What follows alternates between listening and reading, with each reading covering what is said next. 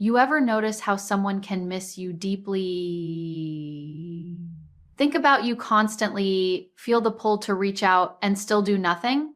That silence is not absence of feeling, it is the battlefield of emotion versus fear. And in that battlefield, fear often speaks louder. They want connection, yet they delay action, not because they are cold, not because they do not care, but because something inside them whispers that closeness is danger dressed as love. There are hearts that were once open like gardens, but life taught them that every garden can be trampled. So they began to build invisible walls not to shut others out, but to protect what was still soft within. And here is the deeper truth. Avoidance is not rejection of love. It is hesitation before vulnerability. They rehearse conversations in their mind. They imagine reaching out. They feel the warmth of reconnection for a moment, and then the old programming rises. What if I am too much? What if I am not enough? What if I am rejected? Effect, gain? So they wait, they delay, they distract themselves.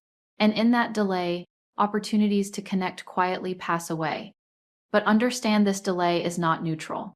Delay is a decision dressed as safety. Life does not only respond to intention, it responds to movement. And every unspoken message, every unopened door, every postponed emotion becomes a silent story of what could have been. Yet within this pattern, there is no villain, only conditioning, only fear trying to protect a heart that once learned love could hurt. But protection without connection becomes imprisonment. And here is the divine principle hidden in this psychology. Love does not ask for perfection before arrival. It asks for courage. Courage is not the absence of fear. It is the willingness to move with fear still present. Because the truth is, connection is not found in perfect timing. It is found in honest action. And the moment someone chooses to step forward despite the trembling inside them, something sacred happens. The fear does not disappear instantly, but it loses authority. And the heart begins to relearn a forgotten language, the language of trust. So if you recognize yourself in this silence, or recognize someone you care about in this distance, understand this. What is delayed too long becomes a memory instead of a moment. And life is quietly asking not for certainty, but for one honest step forward. Avoidant behavior often comes from fear of emotional exposure, not a lack of desire for connection. This is one of the most misunderstood truths in human psychology. On the surface, it can look like indifference. It can look like someone does not care, does not value, or does not miss the connection. But beneath that surface, there is often a very different reality unfolding, an intense internal conflict between longing and fear. At the core of avoidant psychology, there is usually a history where emotional openness once led to discomfort, rejection, misunderstanding, or emotional overwhelm. So the mind learns a protective equation. Closeness equals risk. Not because closeness is truly dangerous, but because at some point it was experienced as emotionally unsafe. And the mind, in its effort to survive emotional pain, begins to build strategies to prevent exposure. One of those strategies is distance. Another is delay. Another is emotional suppression. These strategies are not born from a lack of love, but from an overactive self-protection system. What makes this pattern so complex is that the desire for connection does not disappear. It remains alive beneath the defense. The person still thinks about reaching out. They still feel the pull towards certain individuals. They still replay conversations, moments, memories. But every time the impulse toward connection arises, another force rises alongside it: fear. Fear of being misunderstood again. Fear of being rejected again. Fear of being emotionally overwhelmed or seen too deeply. And so the nervous system enters a state of hesitation, not because the heart is absent, but because it is cautious. This creates a paradox inside the avoidant individual. One part of them craves closeness, warmth, and emotional safety. Another part of them equates closeness with loss of control or emotional risk. So instead of moving forward or walking away completely, they often freeze in between. That freezing becomes delay. That delay becomes silence. And that silence can be misinterpreted by others as lack of interest or emotional coldness, when in reality, it is often emotional overload that has nowhere safe to land. In many cases, avoidant individuals are highly self-aware. They can recognize their feelings clearly. They can understand the importance of connection logically. They may even feel guilt or confusion about their own behavior. But awareness alone does not override emotional conditioning. The body remembers what the mind tries to rationalize. So even when they know connection is valuable, their nervous system, in fact, still reacts as if exposure equals vulnerability that might lead to harm. This is why they may seem inconsistent. They may show interest, then withdraw. They may initiate contact in moments of emotional openness, then disappear when the intensity feels too close. It is not a game, it is a regulation pattern. They are trying to manage emotional distance so that they never reach the point where they feel exposed beyond their capacity to cope. To an outside observer, it looks confusing, but internally, it feels like survival. Another important layer is that emotional exposure is not just about sharing feelings. It is about being seen without control. For avoidant individuals, being deeply seen can feel like losing emotional armor. And if past experiences taught them that being seen led to criticism, rejection, or emotional instability, then the instinct becomes, if I don't fully open, I cannot be fully hurt. This belief is not always conscious, but it quietly shapes decisions, especially fact. Why in moments where connection becomes real and available? So when people ask why someone delays action despite clear interest, the answer often lies here. It is not that the desire is missing. It is that the cost of emotional exposure feels too high in the moment. The mind chooses temporary safety over potential connection, even if connection is deeply wanted. And this is where many misunderstandings happen in relationships. One person assumes absence means indifference, while internally there may be longing, hesitation, and emotional struggle occurring simultaneously. Over time, this pattern can become self-reinforcing. The more someone avoids exposure, the more unfamiliar vulnerability feels. And the more unfamiliar it feels, the more threatening it becomes. So even small emotional steps begin to feel significant. A simple message, a call, or a confession can feel like a major emotional risk. And when something feels like a risk repeatedly, avoidance becomes the default response ever. Fact. In moments where the heart is fully present. Yet beneath all of this complexity, the truth remains simple. The capacity for connection is still there. It has not disappeared. It has been protected, guarded, and delayed, but not destroyed. Many people delay action because closeness triggers vulnerability they were never taught to hold safely. This is not simply about hesitation or personality. It is about emotional conditioning, what the nervous system has learned about intimacy, exposure, and being seen. For some individuals, closeness does not register as comfort first. It registers as intensity. And when intensity rises without the internal tools to regulate it, the natural response becomes delay, withdrawal, or avoidance. To understand this deeply, we have to recognize that vulnerability is a skill, not just a feeling. It is the ability to stay present when emotions are exposed, when attachment becomes real, and when the possibility of loss enters the space of connection. But many, in fact, people were never taught how to hold that emotional space safely. They were taught, directly or indirectly, to suppress, distract, or disconnect when feelings became too strong. So instead of learning how to stay with emotional discomfort, they learned how to escape it. In early life experiences, especially in emotionally inconsistent environments, closeness may have been paired with unpredictability. One moment there is warmth, the next moment distance or criticism. In such environments, the nervous system does something intelligent, but limiting it begins to associate emotional closeness with instability. And when stability is not guaranteed, the mind chooses control over openness. Delay becomes control. Silence becomes control. Emotional distance becomes control. So when these individuals grow into adult relationships, the pattern remains hidden but active. When someone gets closer to them emotionally, it does not always feel like safety expanding. It can feel like emotional pressure, in fact, increasing. Not because the other person is doing something wrong, but because their internal system has not been trained to experience closeness without activating defense mechanisms. This is why they may feel overwhelmed even in situations that seem simple from the outside. A message that carries emotional meaning, a conversation that deepens intimacy, or a moment of genuine emotional availability can trigger internal alarm signals. The body reacts before logic can intervene. Heart rate changes. Thoughts become scattered. Urgency to pull back arises. And in that moment, action toward connection becomes difficult, not because they do not want it, but because their system associates it with emotional exposure they were never taught how to regulate.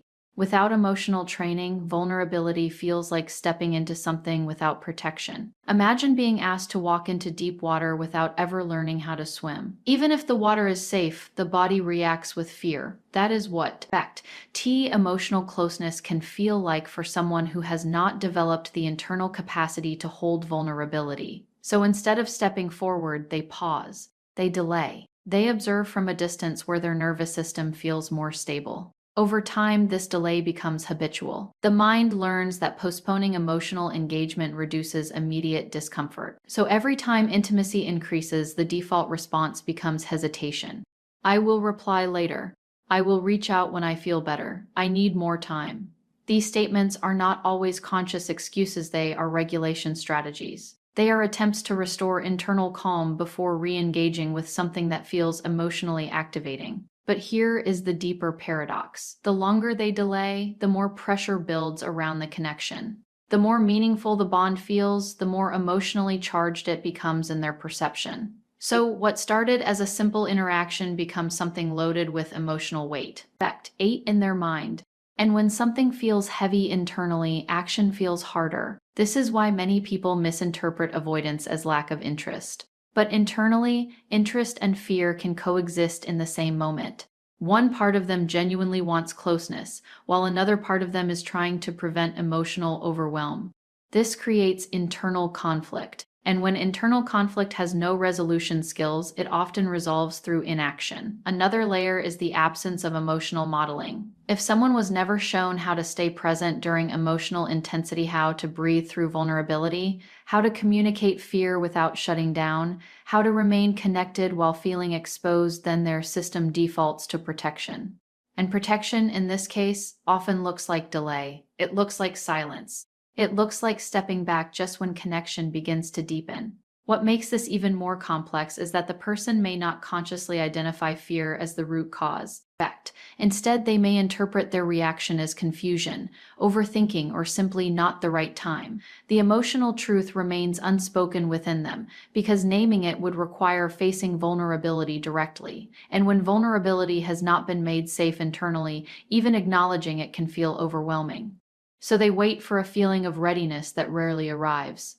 Because readiness in this context is not about time passing, it is about emotional capacity being built. And without building that capacity, the cycle continues. Closeness triggers discomfort. Discomfort triggers delay. Delay reduces discomfort temporarily, and the pattern reinforces itself quietly over time. Yet beneath all of this, there is still a desire for connection. Not a surface-level desire, but a genuine human longing for emotional closeness that feels safe. The delay is not proof of absence of that longing.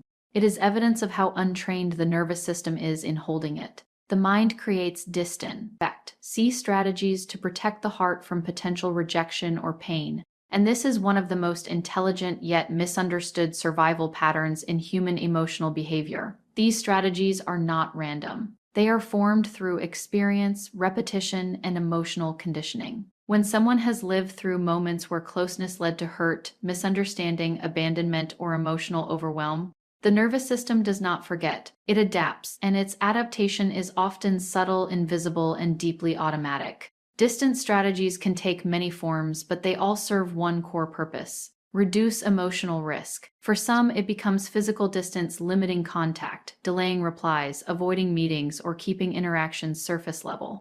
For others, it becomes emotional distance, staying logical, instead of expressive, avoiding deep conversations, or withholding vulnerable truths. And for many, it becomes a combination of both, shifting depending on how intense the connection feels. Fact. L's in the moment. What makes these strategies powerful is that they are not always conscious decisions. The mind does not announce, "I am going to protect myself now." Instead, it subtly redirects behavior. A message is received, and instead of replying immediately, the person suddenly feels the need to think about it. A conversation becomes emotionally deep, and suddenly there is fatigue, distraction, or an urge to disengage. The heart begins to open, and the system quietly signals, "Reduce exposure." This is because the brain is always scanning for emotional safety. It is constantly asking, is this connection safe enough to stay open, or should I step back? If past experiences taught that emotional openness leads to pain, then stepping back becomes the default answer.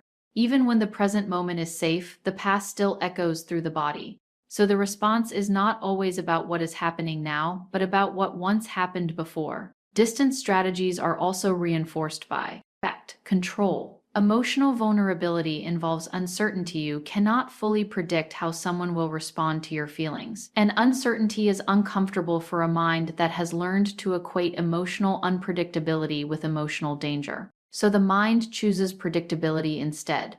If I distance myself, I can control how much I feel. If I delay engagement, I can control how exposed I become. If I keep things light, I can control the depth of potential hurt. But this control comes at a cost. While it reduces immediate emotional discomfort, it also reduces emotional intimacy. Because true connection requires presence, not protection. It requires allowing moments to unfold without excessive filtering. Yet for someone relying on distant strategies, presence feels risky. The deeper the connection becomes, the stronger the impulse to pull back because depth increases perceived vulnerability. One of the most important aspects of distant strategies is that they often activate at the act moment. Connection starts to feel meaningful. Early interactions may feel easy, even enjoyable. But as emotional significance grows, so does internal resistance.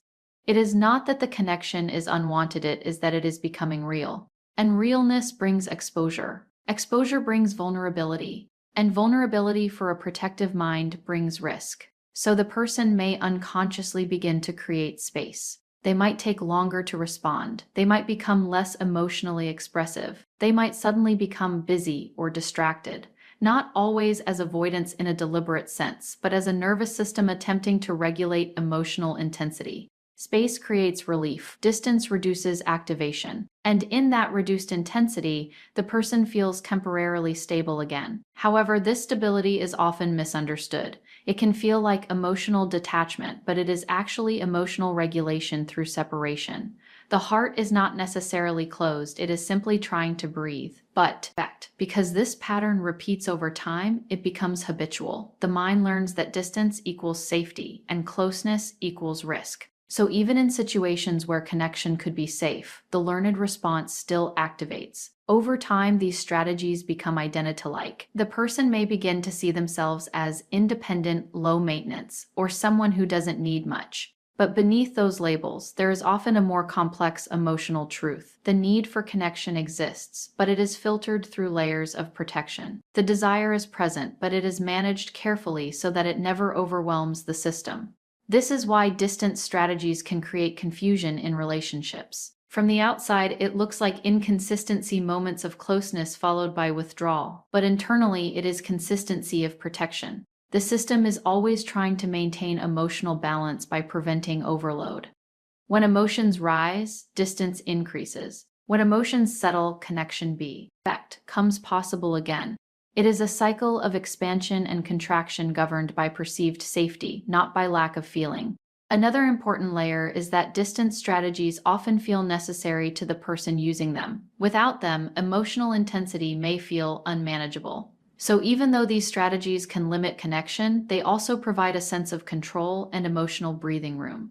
They are not just barriers, they are coping mechanisms. And like all coping mechanisms, they persist until something stronger replaces them, such as emotional safety, trust, or new relational experiences that do not reinforce old fears. At the deepest level, distance strategies are not about rejecting love. They are about trying to survive it without being overwhelmed by it. Delay becomes a habit when emotional safety is linked with isolation instead of connection. And this is where avoidance quietly transforms from a reaction into a lifestyle pattern. What begins as a protective response in moment, tease of emotional discomfort slowly becomes the brain's default way of handling intimacy itself. The shift is subtle. At first, it is just, I need more time before I respond. Then it becomes, I will deal with this later. And eventually, it becomes an automatic system where postponement feels safer than presence. To understand this deeply, we have to see how the brain learns emotional safety. The nervous system is constantly recording experiences and forming associations. If, during moments of closeness, a person experiences emotional overwhelm, rejection, misunderstanding, or even internal confusion, the system begins to connect relief with distance. In other words, when they step away, the tension reduces. When they isolate themselves, the emotional intensity drops, and the brain registers that drop in intensity as safety. Not because isolation is truly safe, but because it is predictable and calming compared to emotional activation. Over time, this creates a powerful conditioning loop. Fact. P. Emotional closeness leads to internal activation. Internal activation feels uncomfortable. The person withdraws. Withdrawal brings relief, and relief reinforces the behavior. The brain does not evaluate whether the pattern is healthy for connection, it only notes what reduces discomfort in the moment. So delay becomes rewarded, not consciously but neurologically. The nervous system begins to prefer the path that minimizes emotional intensity, even if it also minimizes meaningful connection. What makes this pattern especially strong is that isolation does not just reduce discomfort, it also removes emotional responsibility temporarily. When someone is not engaged in connection, they do not have to navigate vulnerability, communication, or emotional uncertainty. They are not required to respond, explain, or risk being misunderstood. This creates a temporary sense of control. And control for a nervous system that has experienced emotional unpredictability can feel like safety.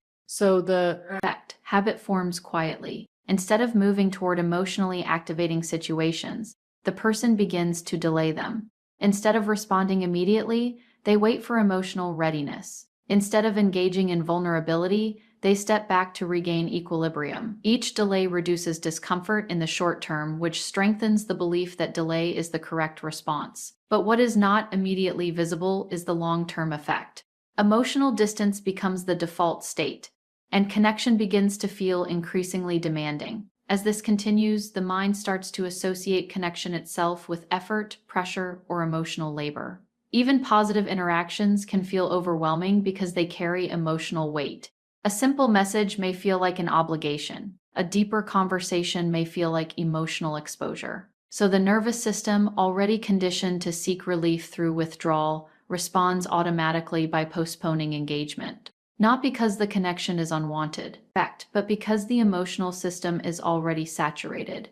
Another layer of this habit is anticipatory discomfort. The person does not only react to emotional intensity when it happens, they begin to feel it in anticipation. Just thinking about responding, opening up, or engaging emotionally can trigger subtle stress responses. This anticipation makes delay feel even more necessary. "I'll reply when I feel better" becomes a protective phrase, even though the feeling of readiness rarely arrives, because readiness is not the result of waiting, it is the result of gradual exposure and emotional regulation skills that have not yet been developed. Isolation, in this sense, becomes emotionally familiar. Familiarity often gets mistaken for safety. The mind prefers what it knows, even if what it knows limits growth. So solitude begins to feel grounding, predictable, and manageable, while connection feels uncertain, demanding, or intense. This imbalance reinforces the habit loop further. The person, effect, may not consciously choose isolation as a preference, but their system repeatedly guides them toward it because it offers immediate emotional stabilization. There is also a deeper emotional paradox at play. While isolation reduces anxiety in the short term, it also increases longing in the long term. Human beings are wired for connection, so the absence of emotional engagement eventually creates internal emptiness or quiet dissatisfaction. But instead of interpreting this as a need for connection, the avoidant system often interprets it as further reason to withdraw. The discomfort of longing gets mistaken for evidence that connection is overwhelming, when in reality it is evidence that connection is being avoided. This is how delay becomes self-perpetuating. The more someone delays, the more unfamiliar connection feels. The more unfamiliar it feels, the more threatening it becomes. And the more threatening it becomes, the more necessary delay feels. The cycle strengthens itself without fact, needing conscious reinforcement.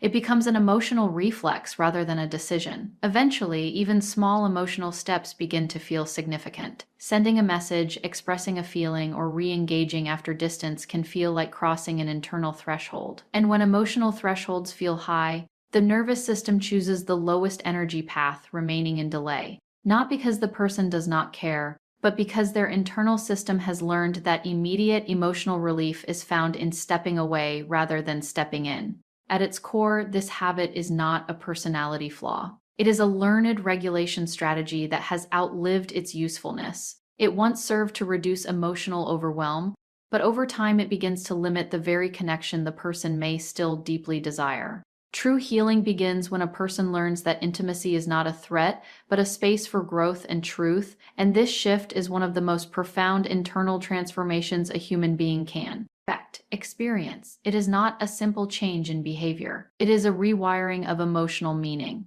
Because for someone shaped by avoidance, intimacy has often been coded as pressure, unpredictability, or exposure. Healing begins the moment that code starts to change. At the core of avoidant patterns, intimacy is not rejected because it is unwanted, but because it is misinterpreted by the nervous system as something that demands emotional exposure without safety. So the first stage of healing is not forcing closeness, it is re-educating the body and mind to experience closeness differently. This means learning, slowly and consistently, that emotional presence does not automatically lead to harm, that vulnerability does not always result in rejection, and that being seen does not always equal being overwhelmed. This relearning process is gradual because emotional memory is stronger than logical understanding. A person can intellectually know that intimacy is safe, but still feel resistance in or body when closeness increases. This is because the nervous system operates on past emotional experiences, not present-day reasoning alone. So even when life offers safe connection, the body may initially respond as if danger is present. Healing begins when the person stops judging this response and starts observing it with awareness instead of fear. In this space of awareness, intimacy begins to shift meaning. Instead of being something to manage or escape, it becomes something to explore. Emotional presence stops being a performance and starts becoming an experience. The person begins to notice that closeness does not always lead to loss of control. In fact, in safe environments, it often leads to understanding, grounding, and emotional clarity. This realization is subtle at first, but over time it weakens the old association between intimacy and threat. Another important aspect of healing is learning emotional tolerance. Many avoidant responses are not about lack of feeling, but about difficulty holding emotional intensity. So healing involves building capacity to stay present when emotions rise, capacity to communicate even when it feels uncomfortable, and capacity to remain connected while experiencing vulnerability. This capacity is not built through avoidance. It is built through small, repeated experiences of staying engaged rather than withdrawing. Each time a person chooses to stay present in a moment of emotional discomfort, even slightly, they are teaching their nervous system a new lesson. They are showing the body that intensity can be survived without escape. And with repetition, the nervous system begins to update its response. What once felt like a trigger for withdrawal slowly becomes a manageable wave of emotion. Not instantly, but gradually, through lived experience rather than theory. Healing also involves redefining what vulnerability means. For many, vulnerability has been associated with loss of control or emotional exposure that leads to pain. But in its healthier form, vulnerability is simply honesty in real time. It is the willingness to be emotionally authentic without guaranteeing outcomes. And when a person begins to see vulnerability as expression rather than exposure, intimacy becomes less threatening and more human. This shift allows relationships to become spaces of truth rather than performance. Instead of constantly managing how much to reveal or conceal, the individual starts to experience emotional exchange more naturally. They begin to realize that connection does not require perfection or constant emotional availability. It requires presence, honesty, and willingness to return even after moments of withdrawal. Another layer of healing is understanding that intimacy does not erase individuality. Many avoidant patterns are reinforced by the belief that closeness leads to loss of self. But healthy intimacy does not dissolve identity, it strengthens it. When emotional safety is present, individuals can and remain themselves while still being connected. This realization helps reduce the internal fear that closeness will lead to emotional entanglement or dependency. As this understanding deepens, the person begins to notice a new internal balance forming. The urge to withdraw does not disappear immediately, but it no longer has absolute control. There is now a pause between feeling and action. In that pause, choice becomes possible. Instead of automatically distancing, the person can reflect. Am I stepping back because I am unsafe, or because I am unsafe, or because I am unfamiliar with this level of closeness? That question alone begins to change the pattern. Over time, intimacy starts to feel less like a risk and more like a process. Not a destination where everything must be perfect, but a dynamic space where two people learn each other, adjust, misstep, and reconnect. This perspective removes the pressure of emotional perfection and replaces it with relational growth. And growth is something the nervous system can adapt to more easily than emotional threat. Eventually, healing is not about eliminating fear entirely. It is about changing its authority. Fear may still appear when intimacy deepens, but it no longer dictates the outcome. The person learns that they can feel fear and still stay connected. They can feel vulnerability and still remain grounded. And they can experience emotional closeness without immediately interpreting it as danger. In this transformation, intimacy is no longer a force to avoid. It becomes a mirror for truth, a space for growth, and a lived experience of emotional safety that was once missing but is now being built through conscious awareness and repeated connection. And maybe this is the real turning point when you realize that avoidance was never your enemy. It was your protection, but what once protected you can also quietly limit you. Connection was never meant to feel like danger, it was meant to feel like truth, growth, and emotional honesty shared bet. Wean two hearts willing to stay present. The moment you choose awareness over automatic withdrawal, you begin rewriting an old emotional language that no longer serves you. Thank you for listening, thank you for reflecting with openness, and for allowing these words to meet you where you are. Until next time, take care of your inner world and move gently but honestly toward the connections that truly matter. Goodbye.